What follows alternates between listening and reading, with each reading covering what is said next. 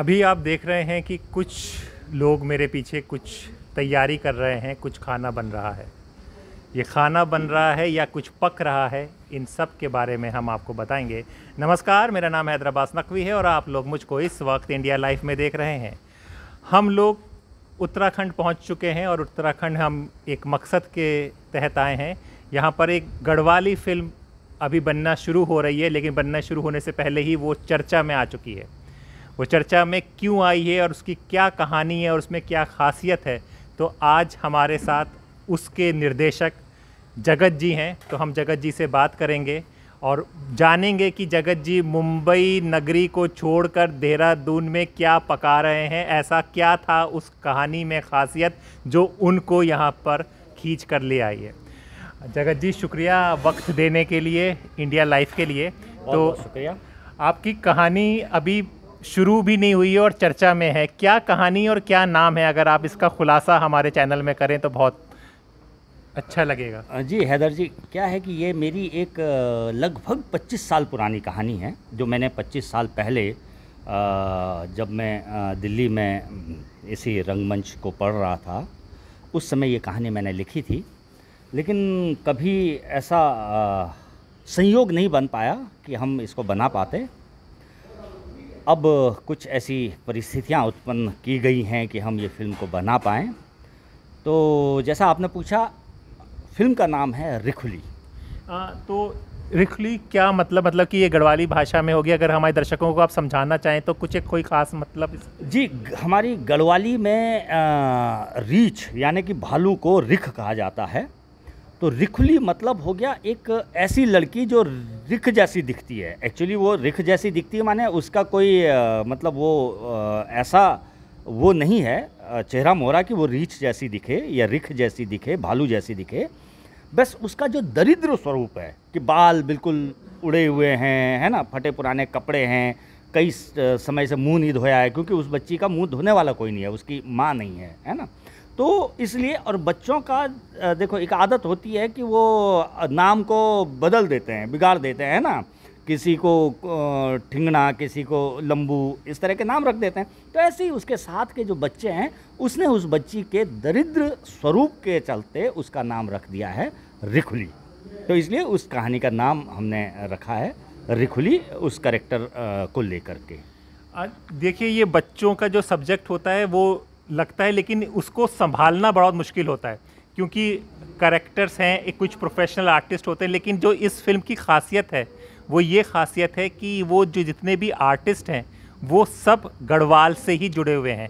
जगत जी, ये सिलेक्शन बड़ा अजीब सा है कि लोग प्रोफेशनल आर्टिस्ट लाते हैं और आपने वहीं से चुना है, तो इसकी क्या वजह? जी, सबसे पहले तो मैं आपको एक और इन्फॉर्मेशन दे दूं। ये एक पहली फिल्म होगी जो गढ़वाल के चमोली क्षेत्र की भाषा में बनेगी। यानी कि गढ़वाल का अधिकतर जो गढ़वाल में काम होता है वो पौड़ी की भाषा में, क्योंकि पौड़ी की भाषा थोड़ा मधुर भी है और ऐसी गढ़वाली है कि जिसे गढ़वाल के लगभग सारे ही लोग समझ जाते हैं, है ना। जबकि जो बाकी भाषाएं हैं, जो थोड़ा इंटीरियर की भाषाएं हैं, वो भाषाएं क्या होती हैं कि वो थोड़ा खड़ी बोली टाइप भाषाएं होती है, तो समझने में थोड़ा तकलीफ होती है, तो इसलिए उनमें काम नहीं हुआ है। पर मैं क्योंकि चमोली ज़िले से जुड़ा हुआ हूँ, मेरी खुद की भाषा चमोली की है, तो मैंने सोचा कि चमोली की भाषा में ही ये फिल्म की जाएगी, क्योंकि सबटाइटल तो हिंदी में होंगे, इंग्लिश में होंगे, तो गढ़वाल से बाहर के लोगों के लिए तो वैसे भी सबटाइटल ही काम करेंगे।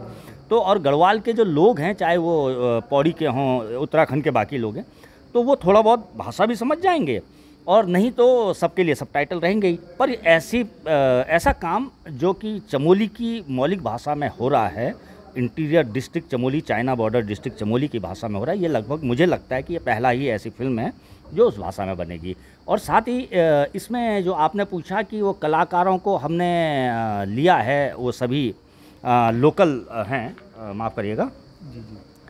तो मुझे जो कलाकारों का जब सिलेक्शन हो रहा था, तो एक्चुअली जो कलाकार थे भी वो ऐसे थे कि मैं जिन्होंने पहले गढ़वाली फिल्मों में काम किया उन कलाकारों को लेता। तो मैंने बताया कि ये फिल्म को मैं चमोली की मौलिक भाषा में बनाना चाह रहा था, तो चमोली की भाषा से जुड़े हुए ऐसे कलाकार मुझे थोड़ा सा कम मिल पा रहे थे। दूसरा बहुत ज़्यादा, क्योंकि गढ़वाली फिल्म का अभी कॉमर्शियल उतना मार्केट है नहीं, तो मुझे जो कलाकार मिल भी जाएंगे या मिलते, अगर मैं और सर्च करता तो बहुत ज़्यादा प्रोफेशनल मिलते, ऐसी मेरी उम्मीद नहीं थी।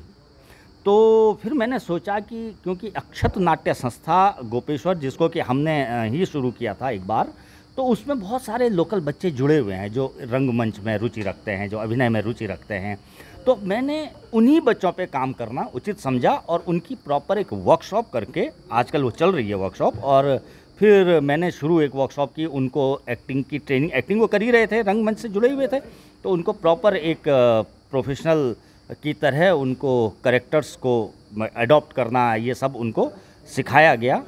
और उसके बाद एनएसडी से भी हमने महेंद्र पवार, एक जो कि गढ़वाल के ही एक एनएसडी पास आउट थे, न्यू पास आउट हैं, शायद 2-3 बैच पहले के, वो भी यहाँ काम कर रहे थे इसी क्षेत्र में, पहाड़ के क्षेत्र में, तो उनको भी बुलाया, उनसे भी एक वर्कशॉप दिलाई। तो फिर सारे जो लोकल, केवल जो चमोली के आसपास के इलाकों से, गाँवों से जो वहाँ पढ़ने बच्चे आते हैं, गोपेश्वर एक शहर है चमोली का जो डिस्ट्रिक्ट हेडक्वार्टर है, तो वहाँ पे जो भी इस तरह की गतिविधियों से, अभिनय की गतिविधियों से जुड़े थे, उन्हीं बच्चों को हमने ट्रेंड करके और उन्हीं के साथ हम ये काम कर रहे हैं। यानी कि आज कह सकते हैं आप कि हमारी 100% कास्ट बिल्कुल रॉ है और बिल्कुल नई है।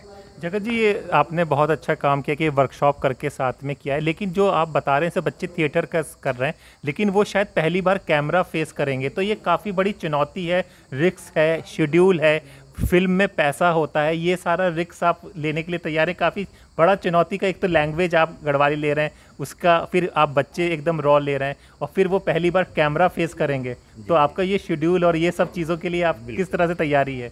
नहीं, देखिए क्या है कि नो डाउट मैक्सिमम बच्चे पहली बार ही कैमरा फेस करेंगे और हम उनको इसके लिए तैयार भी कर रहे हैं। जैसे मैंने बताया, कुछ ट्रेनिंग वगैरह चल रही है। रिस्क तो है नो डाउट, क्या होगा, मतलब जो एंड रिजल्ट है वो क्या होने वाला है वो नहीं पता है।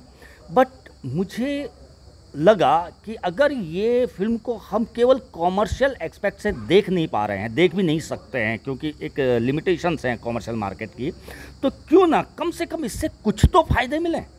तो कुछ ऐसे फ़ायदे हों कि जो कम से कम लोकल लेवल पे एक्टर तैयार हों, बेस तैयार हो, कुछ वहाँ के लोकल बच्चों को कुछ फ़ायदा मिले, उससे उनको नई चीज़ को सीखने को मिले। अब ये मैं एक आपको कह सकता हूँ कि ये फिल्म बनने के बाद डेफिनेटली एक नया एक नींव का पत्थर साबित होगी। साथ ही अब अगर गढ़वाल में कोई फिल्म बनेगी या कोई प्रोफेशनल्स बॉम्बे से यहाँ पे कुछ शूट करने आते हैं और उन्हें कुछ आर्टिस्ट, लोकल आर्टिस्ट की ज़रूरत है, तो वो ज़रूर उन आर्टिस्ट को एक बार सर्च करने की कोशिश करेंगे जो इस फिल्म में काम कर चुके होंगे। तो ये तो एक फ़ायदा होगा कम से कम। मैं आपको ये बता दूं कि हमारे जो प्रधानमंत्री हैं उनकी भी लोकल फॉर वोकल, एक तरह से इसको भी आप लोकल फॉर वोकल कर सकते हैं। दूसरा, जो उनका डिजिटल इंडिया का सपना था, तो ये एक डिजिटल इंडिया के सपने की तरफ भी अग्रसर हो रही है। तो जगत जी, इसको रिलीज़ करने के लिए आप क्या डिजिटल होगा या कैसे होगा चीज़ों में? हाँ, हमारा प्लानिंग्स में ऐसा है कि हम, क्योंकि जैसे उत्तराखंड गवर्नमेंट की एक स्कीम भी है कि जो यहाँ के उत्तराखंड के जो लोकल थिएटर हैं जो बड़े शहरों में रह गए हैं अब तो, देहरादून, हल्द्वानी, तो उनको कंपलसरी ये फिल्म दिखानी होती है। ऐसी एक स्कीम के बारे में मुझे पता है जहाँ तक। तो डेफिनेटली हम बनाने के बाद इसको पहले थिएटर में रिलीज़ करना चाहेंगे। और जैसे जहाँ जहाँ गढ़वाली और उत्तराखंडी पॉपुलेशंस हैं, जैसे दिल्ली, मुंबई, बड़े शहरों में, तो इन शहरों में भी कम से कम 2-4 शो इसको मिलें, ऐसा हमारी पूरी उम्मीद है। और उसके बाद हम इसको पिच करेंगे OTT प्लेटफॉर्म के लिए। मे भी हो सकता है उसके लिए हमें डब करना पड़े हिंदी में, या हो सकता है सबटाइटल के लिए साथ ही वो ले लें। आजकल हो भी रहा है कि रीजनल फिल्मों को ले लेते हैं, सबटाइटल के साथ उनको एज इट इज़ ही वो प्रेजेंट करते हैं, और ज़रूरत पड़ी तो हिंदी डब करके भी हम इसको आगे प्रमोट करेंगे। जगत जी, कोई गाना, कोई इसमें म्यूज़िक कुछ है, गाना वाना का कुछ गुनगुना दे हमारे दर्शकों के लिए? देखिए क्या है कि इसमें पहले तो हमने गाने नहीं रखे थे, गाने थे लेकिन ऐसे गाने थे कि जैसे जो वास्तव में गाए जाते हैं, समझ, जंगल में लड़कियां गा रही हैं तो जैसे गाती हैं वो वैसे ही हमने रखा था। लेकिन फिर हमने इसमें एक आध गाना अभी ऐड किया है, एक गाने पे तो काम चल रहा है, और मैक्सिमम गाने वही हैं जो सचमुच में गाए जाते थे और उसी धुन में है। यस, तो अब मैंने एक गाना ज़रूर लिखा है, लेकिन ट्रेडिशनल जो हमारा एक फोक डांस है उसी को लेकर के एक इसके लिए गाना छोटा सा लिखा, तो उसी को मैं सुना देता हूँ आपको, है कि नहीं। पंच बदरी केदार गेल्या पंच बदरी केदार, पंच प्रयागों का धाम ऐजा पंच प्रयागों का धाम, चिट्ठी पतरी रे बार गेल्या चिट्ठी पतरी रे बार, खुद लगी भड़ास ऐजा खुद लगी भड़ास। माफ़ कीजिएगा, मैं म्यूजिक में नहीं, आवाज़ बिल्कुल भी नहीं बिल्कुल अगर इसके मतलब भी अगर दर्शकों को समझा पाए आप। यहाँ पे ये एक्चुअली कुछ औरतें हैं, रैंडम कहानी का हिस्सा नहीं है, जो हमारा एक फोक डांस कर रही हैं। ओके, तो उस फोक डांस की बोल क्या होता है, अक्सर ये महिलाएं क्या होती है हर गांव के हिसाब से ना इम्प्रोवाइज़ कर देती हैं, अपने गांव के सिचुएशन के हिसाब से, अपने किसी सहेली के हिसाब से, किसी दोस्त के हिसाब से इम्प्रोवाइज़ करती हैं। तो हमने उसी धुन पर, मतलब वो होता है, वो उसके गाने की बोल वैसे भी रैंडम होती हैं, हर गांव में बदल जाती हैं सब, तो हमने उसी बोल पे उसी धुन पर कुछ अपने शब्द इस तरह से लिखने की कोशिश की है कि एक नायिका नायक को कह रही है कि आजा, वापस आजा, कि मेरे पंच बद्री पंच केदार पंच प्रयागों के इस धाम आजा। कह रही है कि चिट्ठी पत्री रहबार कुछ नहीं है तेरा, और मुझे बहुत तेज़ तेरी खुद लग रही है या तेरी याद आ रही है, तो आजा। इसी के आगे बोल हैं जैसे कि सर प्याली काली सड़ी क्यों माँ गैलिया मोटर गाड़ी माँ बैठी के ऐजा, सांप की तरह चलने वाली इन काली सड़कों पे मोटर गाड़ी में बैठ के तो आजा, एक बार आजा। बिल्कुल, अगर जो लोग अगर आपके साथ जुड़ना चाहें, किस तरह से कोई मदद करना चाहें, तो कैसे कुछ संपर्क कैसे कर सकते हैं आप?